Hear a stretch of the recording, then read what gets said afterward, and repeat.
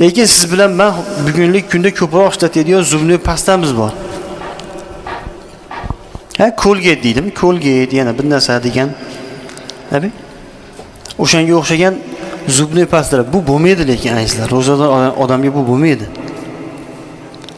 Chunki u zubli pastalarimizni birinchidan ta'mi bor azizlar, ta'mi. Apelsinni ta'mi kelib turadi, asalni ta'mi kelib turadi, biroq olmani ta'mi keladigani bor. Har xil bir mevalarda ta'mi keladigan qilib chiqaryapti endi zavodlar. Undan tashqari unda tish yuvayotganingizda haligi pasta erib so'lagingizga qo'shilib u yutinganingizda tomog'ingizga kirib ketib qoladi.